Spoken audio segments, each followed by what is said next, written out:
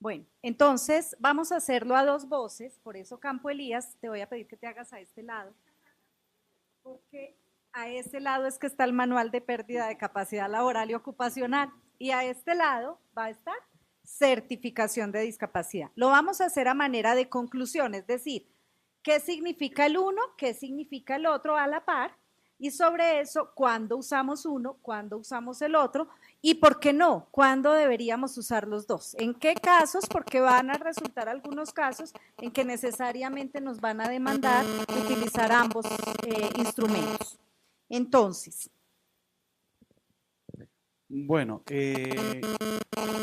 la norma en que se ampara el manual, pues el decreto 1507 del 2014, como lo vimos, y pues este decreto pues tiene por objeto expedir el manual único de calificación de la pérdida de la capacidad laboral, el cual se constituye pues en este instrumento técnico para evaluar la pérdida de la capacidad laboral y ocupacional de cualquier origen, como lo explicábamos, bien sea este de origen común o de origen laboral.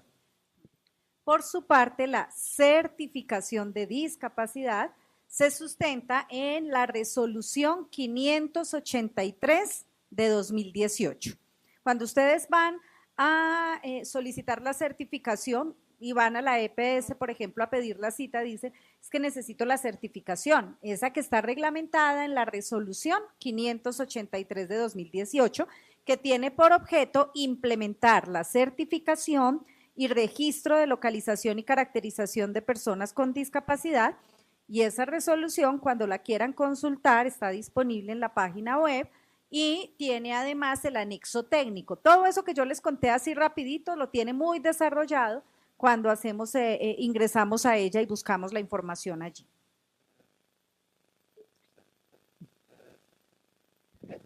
La base conceptual pues, del manual está en el rol de la valoración del daño corporal que se...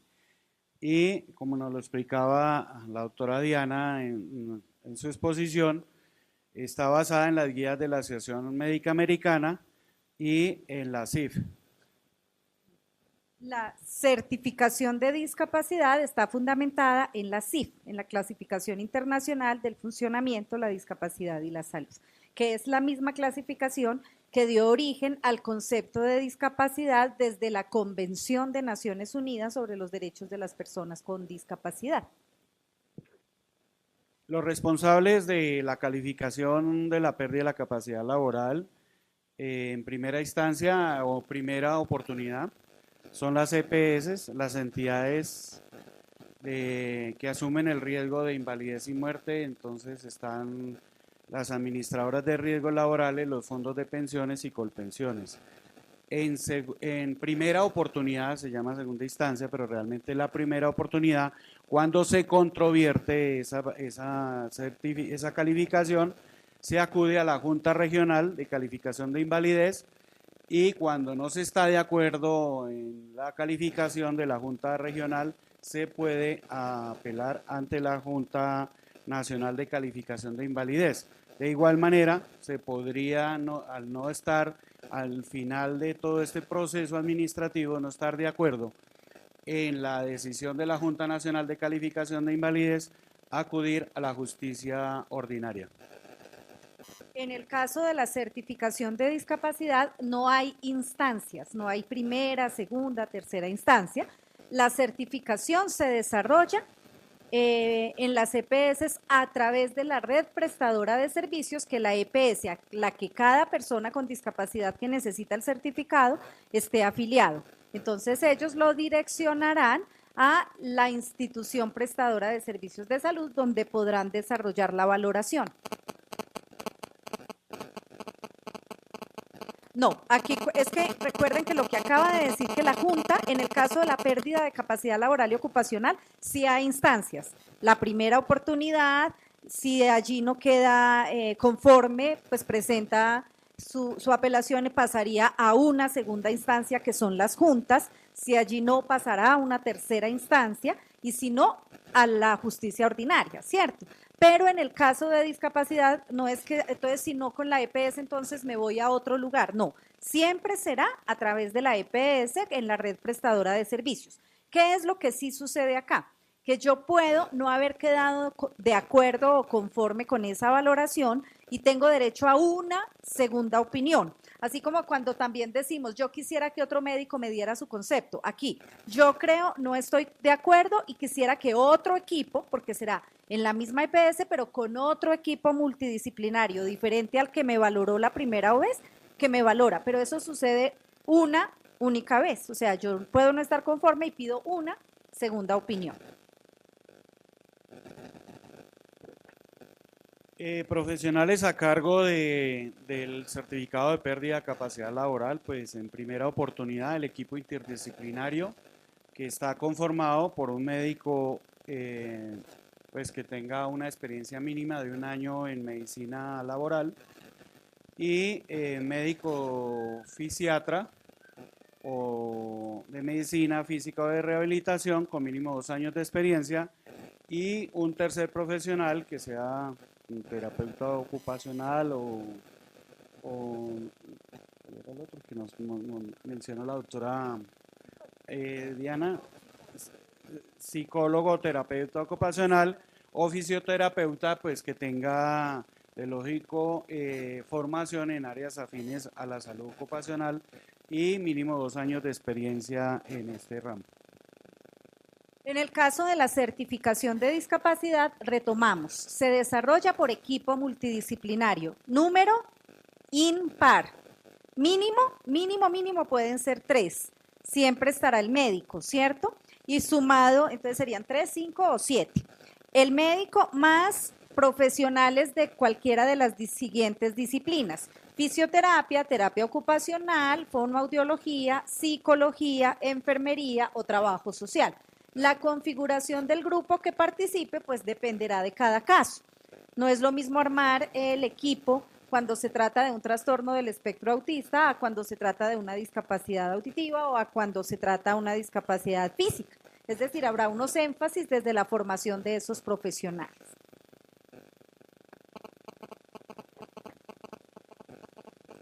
La cobertura o el pago que tiene el acceder a la certificación de pérdida de capacidad laboral.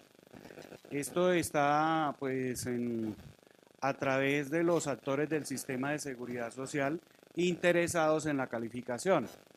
Entonces están las mismas fondos de pensiones, las ARLs, el propio usuario tiene que asumir el costo de la calificación de la pérdida de la capacidad laboral y toda vez que este no está incluido en el plan único de beneficios del sistema de seguridad social de la UP, a través de la UPC. En el caso de la certificación de discapacidad, está incluido en el plan de beneficios, razón por la cual no tiene ningún costo para la persona que requiere el certificado de discapacidad. Tampoco deben asumir ni el pago de copagos o de cuotas moderadoras para la valoración interdisciplinaria. La consulta por médico general es otra cosa, pero cuando ya pasamos a la valoración por el equipo interdisciplinario, no hay que pagar ningún copago ni cuota moderadora, ni tampoco pueden cobrarle algo por la valoración interdisciplinaria para la certificación de discapacidad. ¿De acuerdo? Ojo, tiene que ser en la red prestadora de servicios. Aquí, si a alguien particular le ofrece la certificación, no será una certificación válida. Tiene que ser en el marco de la red de la EPS a la que esté afiliada la persona. Aclarando también el tema de coberturas, quiere decir que para acudir a la certificación de pérdida de la capacidad laboral tiene un costo de un salario mínimo mensual vigente. Por eso nuestro esfuerzo en que se expidiera el certificado de discapacidad, porque pues era una barrera de acceso para la población con discapacidad a los servicios si tuvieran que acudir a asumir un costo de un salario mínimo mensual para tener esta certificación. Datos que arroja el certificado de pérdida de la capacidad laboral. Hablábamos del origen de la enfermedad, bien sea esta de origen común o de origen laboral. El grado de la pérdida de la capacidad laboral, pues donde se certifica, pues ya lo vimos, la deficiencia, el daño como tal en las funciones y las alteraciones tanto en el rol laboral como en el rol ocupacional de la persona. Adicional de la fecha de estructuración con el ejercicio que nos mostró la doctora Diana de cómo se determina la fecha de estructuración cuando se tiene una invalidez superior, una pérdida de capacidad laboral superior al 50% y la persona está catalogada en el rango de invalidez. En el caso de la certificación de discapacidad, entonces nos arroja la categoría de discapacidad, el nivel de dificultad en el desempeño, tanto global como por dominios, cuáles son los dominios que más se afectan. Esta calificación de los dominios es muy, muy importante. Por ejemplo, el niño que se matricula en el colegio, el hecho de que ya conozcamos dónde hay más dificultades va a ser mucho más fácil para el sistema educativo saber dónde tiene que concentrar los esfuerzos para garantizar los apoyos para que efectivamente esté incluido y goce del derecho a la educación en igualdad de condiciones. Y el perfil de funcionamiento que me determina las deficiencias en estructuras y funciones, las limitaciones en la actividad y cuáles son esas restricciones en la participación. Los usos del certificado de pérdida de la capacidad laboral son esencialmente periciales y compensatorios o para indemnizaciones. Compensatorios a través de cuando hay pérdida de la pérdida permanente, incapacidad permanente parcial, o sea, una calificación inferior al 50%, se reconoce una indemnización, y cuando hay pérdida de la capacidad laboral superior al 50%, para efectos bien sea de la pensión de invalidez a través del régimen de pensiones o a través del régimen de riesgos laborales.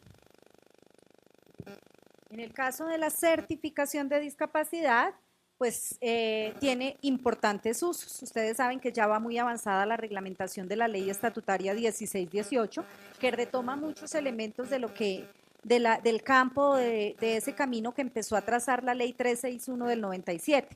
Entonces, en el acceso a la educación, para el incentivo tributario que tienen las empresas por emplear a la población con discapacidad, para el mismo sistema de identificación de beneficiarios de programas sociales del Estado, o sea, el SISBEN, para acceder a otra oferta social, los programas del DPS, el ICBF también la solicita, para toda esa oferta de programas, para los mismos programas de las cajas de compensación familiar cuando estoy allí afiliada, ¿sí?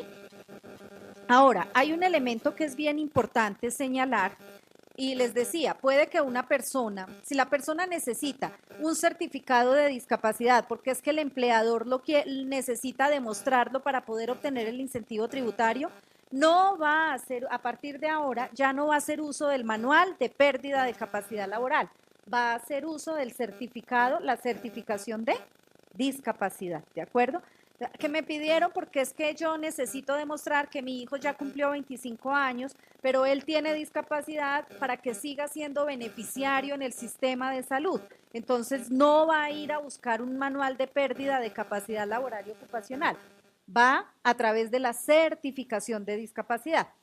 Pero vamos a encontrar casos donde la persona está trabajando, tiene un accidente de trabajo y allí pues adquiere o una enfermedad o por el mismo accidente hay una amputación de algún miembro y demás. Necesariamente debe pasar por el manual de pérdida de capacidad laboral y ocupacional, porque está muy estrechamente relacionado con su ámbito laboral.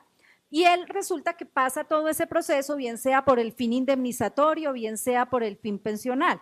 Y después de eso y de que toda esa parte ha quedado establecida, la persona además adquirió la discapacidad. Entonces, esa persona además, para acceder al resto de programas y servicios sociales del Estado, pasará por la certificación de discapacidad. Pero allí cada uno tiene un rol específico diferente. Muchas gracias. Perdón, podemos hacer un pequeño ejercicio. Podemos levantar la mano quienes hoy tenemos certificado de pérdida de capacidad laboral. de los que están aquí presentes. Tienen certificado de pérdida de capacidad laboral. Entonces, como nos lo explicó, certificado de pérdida de capacidad laboral, que lo tramitaron anteriormente en las juntas. ¿Sí? Bueno, como unas 10 personas. Quiere decir que Clemencia nos explicó con el decreto, en la resolución 583. Hoy ese certificado es válido hasta el 1 de febrero del 2019 para certificarlos como personas con discapacidad. A partir de segundo semestre, esperamos que cuando ya esté implementado en Bogotá, en sus EPS, el equipo multidisciplinario, ustedes transiten a solicitar su certificado de discapacidad. ¿Para qué? Para todos los beneficios que hablábamos anteriormente de la ley para las personas con discapacidad. Adicional, se han expedido una serie de decretos reglamentarios de la ley 1618. En materia laboral se expidió el decreto 2011, que establece el puntaje de vinculación de personas con discapacidad en el sector público.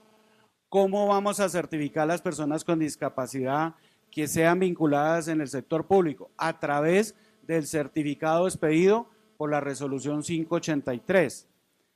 Se estableció también, se expidió el decreto 392 del 2018, el cual establece beneficios, puntajes adicionales a las empresas que tengan contratadas personas con discapacidad en los procesos de contratación del sector público. ¿Cómo van a certificar las empresas que quienes dicen tener vinculadas son personas con discapacidad? A través del certificado de la resolución 583. Entonces, y de acuerdo pues a la transición que ha establecido la resolución 583.